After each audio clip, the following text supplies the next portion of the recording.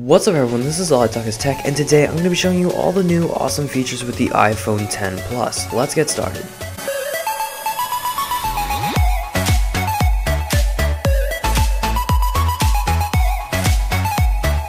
So the iPhone X Plus is actually a new rumored device from Apple. Now, Apple didn't actually release this information. This is just rumored, gathered up by journalists, and all put together in one place. So the iPhone X Plus is rumored to come out sometime this year, most likely during October or September, within the time period they release the next iPhone.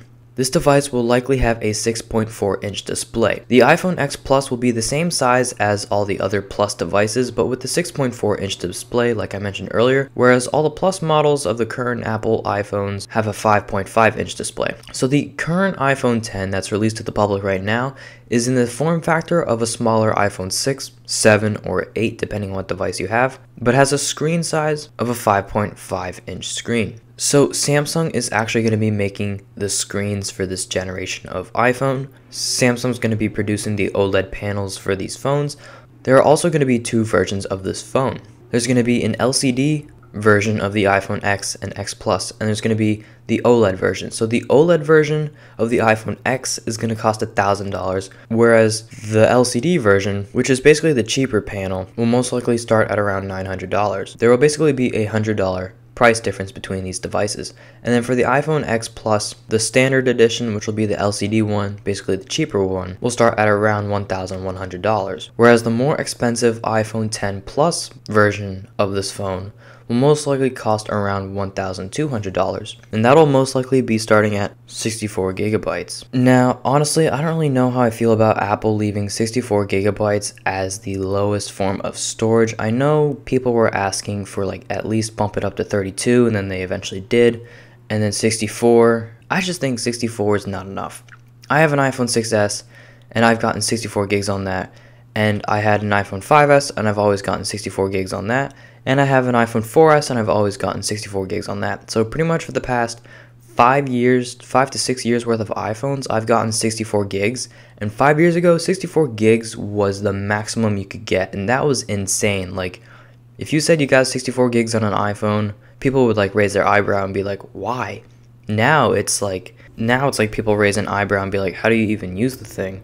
So I've gone with 64 gigs for a long time, but I think this year I'm going to finally switch to 256, or at least the next iPhone I get, although they are very pricey. That's the decision I have in mind, and then I think I'll just continue to stick with that for a long time. So Samsung was predicting that they'd only be able to produce these OLED screens and LCD panels for the iPhone X Plus at 60% of the rate that Apple had wanted them to, but now they're claiming they can do it at 90% of the rate that Apple wanted them to. So this is really good because Samsung actually came up with a new production method for these screens, or at least a more efficient way to make them, which can increase the production rate of these screens. So that could either mean that the release date of this phone will be sooner, or that when the phone is released, the delays won't be as long. So of course on this phone, we'll probably see the same processor that's in the iPhone X, and for battery life, I'm assuming it's going to be a lot better, because if you notice, the iPhone 7 Plus battery has an extra 2 hours or so versus the iPhone 7. Same thing with the iPhone 8 and 8 Plus. There's at least a 2-hour difference increase with the Plus models, even though it has a larger screen.